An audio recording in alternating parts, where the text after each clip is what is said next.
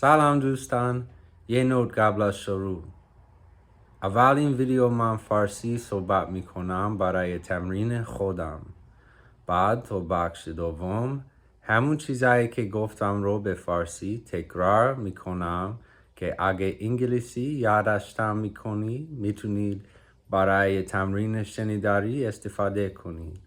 من اول انگلیسی رو ضبط میکنم و بعد فارسی ترجمهش میکنم برای تمرین. امیدوارم براتون مفید باشه.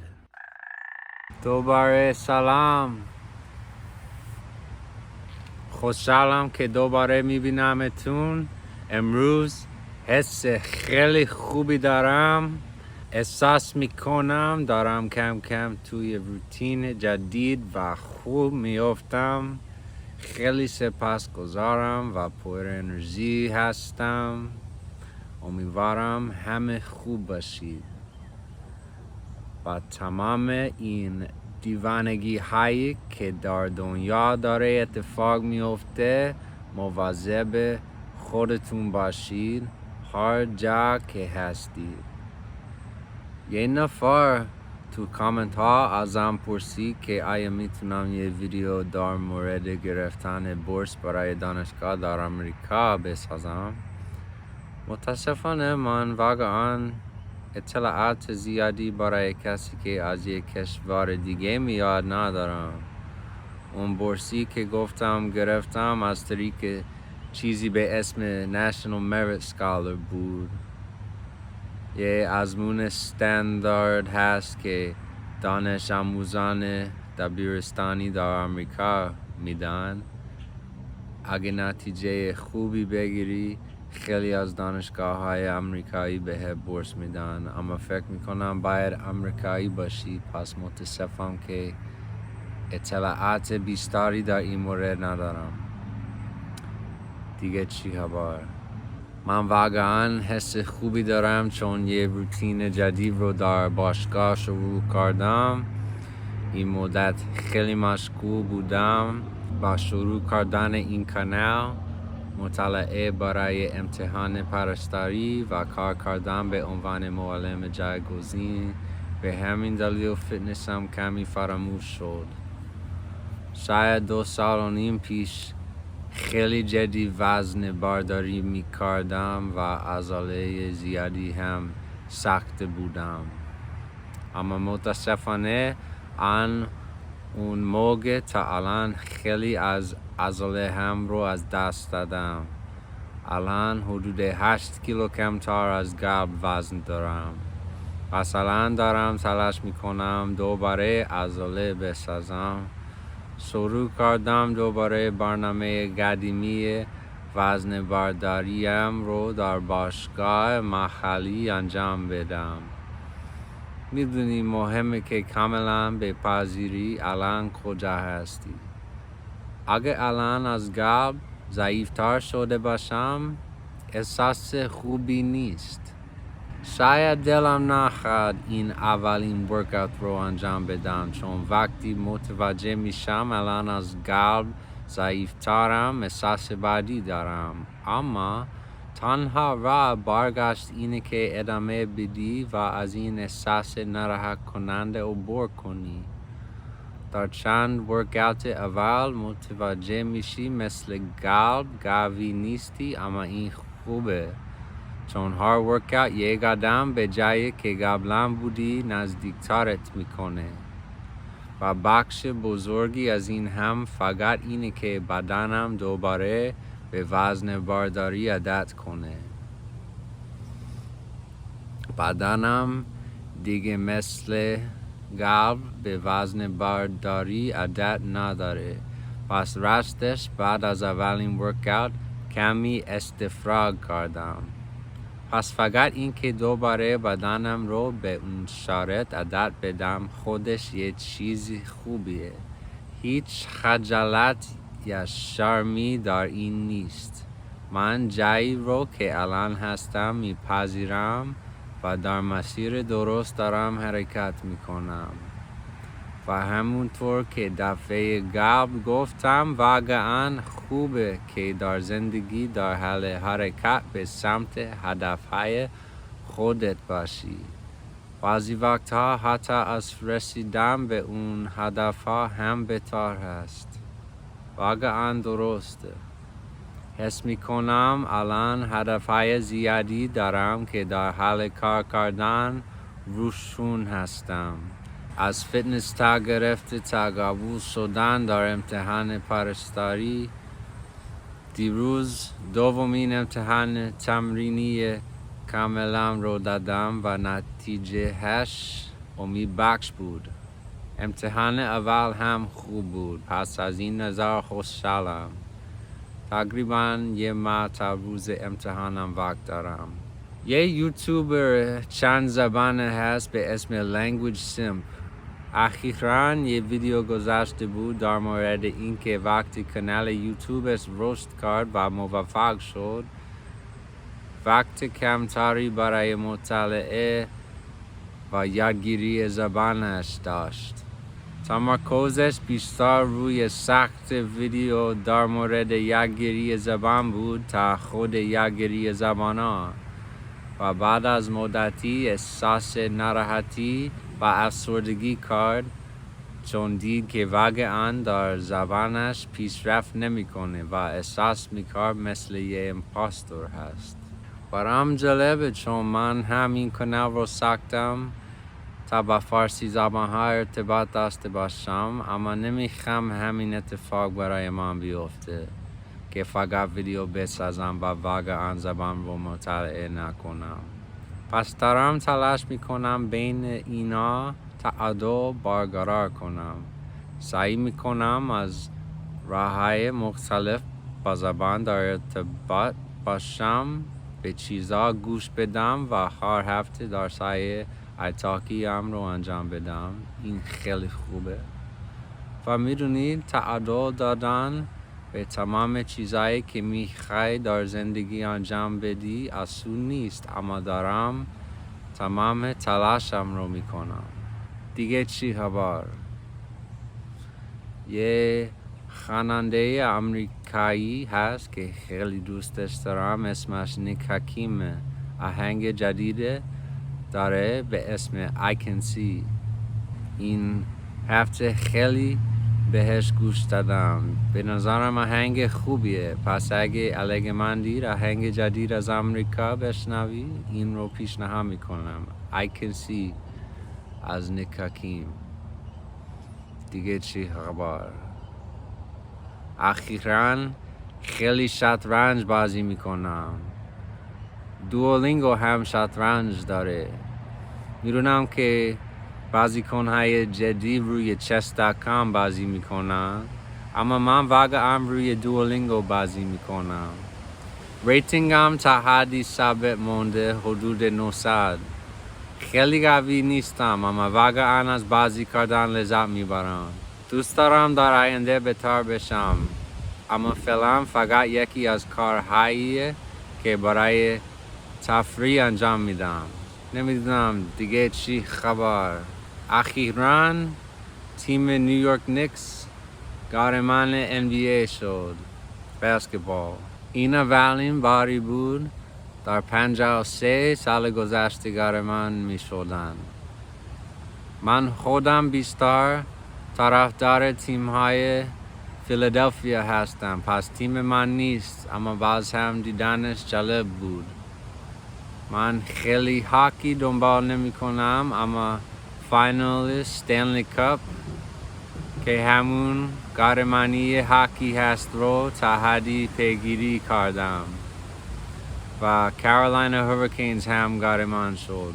باز هم تیم من نیست و من هم اونقدر هاکی دنبال نمی کنم، اما باز جالب بود. کسی ورلد کاپ رو پیگیری میکنه؟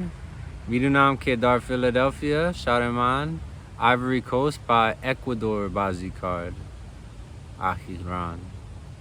پس اینم چند تا از اخبار ورزشی. امیدوارم همه خوب باشید و یادتون باشه اگه از جایی که الان هستید خوشتون نمیاد، باید اول اون رو بپذیرید تا بتونید به سمت جایی که میخواید حرکت کنید. هیچ اشکالی در جایی که الان هستی وجود نداره.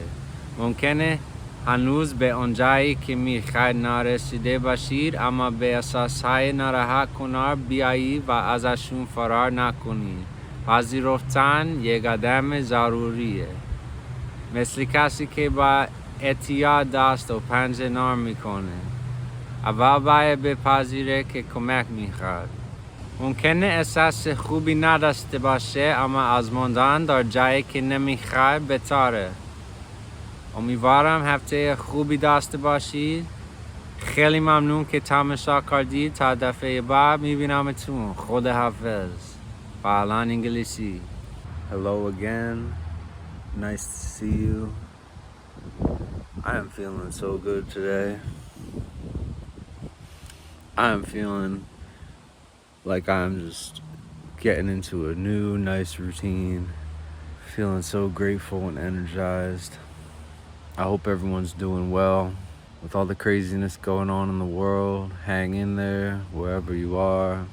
Somebody asked me in a comment if I could make a video about getting a scholarship to a university in the US. Unfortunately, I don't really have any information for someone coming from a different country. The scholarship I mentioned that I got was through something called National Merit Scholar. It's based on a practice standardized test that high school students take in the United States. If you get a good score, a lot of universities will offer you a scholarship, but I believe you have to be an American. So sorry I don't have more info for any international students. What else is going on though? I'm feeling really good because I've started a new workout routine at the gym.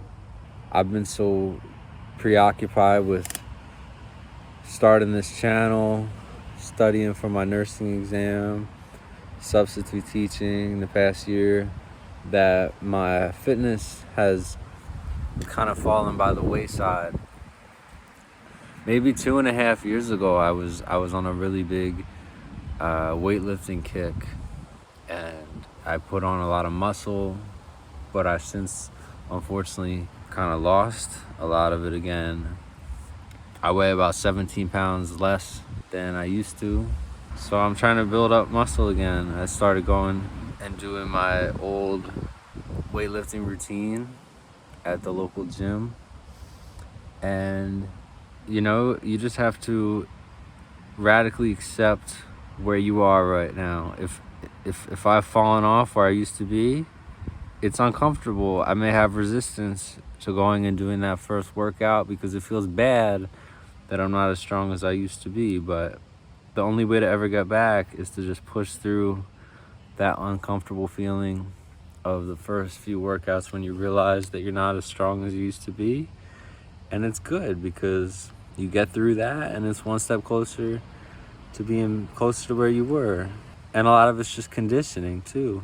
You know, my body's not as used to lifting as much as I used to. So, you know, honestly, after the first workout, I threw up a little bit. So just getting my conditioning back to where my body's used to it is a good thing. You know, there's no shame in that. You know, I accept where I'm at and I'm going back in the right direction. And like I talked about last time, it just feels so good in life to be working towards goals, more so than actually even achieving them sometimes. It's so true. So I feel like I have a lot of goals I'm working towards with my fitness. Obviously passing this nursing exam. I took a second full practice test yesterday and got pretty promising results on that one, as well as the first one. So that's good. I have like about a month left before the exam. There's a polyglot YouTuber called Language Simp. He made a recent video about how when he started, you know, having a lot of success on his YouTube channel about language learning, that took away from his actual study time, and his focus was actually on making videos about language learning rather than studying languages. And he got depressed because he realized he wasn't actually improving in his languages and he felt like an imposter. And it's interesting because I created this channel as a way to connect with Persian speakers, but I don't want the same thing to happen to me where I'm just making videos and I'm not actually studying the language as much. So trying to balance, time where I'm taking in the language in other ways, listening to things. I am doing my weekly italki lessons, so that's really good. And, it's hard to balance everything you want to do in life, but doing the best I can. What else is going on? There's this music artist I really like, American. His name's Nick Hakim, and he has a new song called I Can See. I've been listening to that this week. It's pretty good. So if you're interested in hearing new music from the United States, that's a recommendation I have for you. I Can See by Nick Hakim. What else is going on? I've been playing a lot of chess. Duolingo has chess. I know the legit people play on chess.com, right? But I've been playing on Duolingo actually, and my rating it's been pretty stagnant, like around 900. I'm not that good, but I really like playing. I'd like to eventually improve, but it's just something else I've been doing for fun. I don't know what else is going on. The New York Knicks just won the NBA Finals recently in the NBA basketball. It was the first time they won in 53 years, the team from New York. I like the teams from Philadelphia, though, in sports. So it's not the team I root for, but it was still interesting to watch.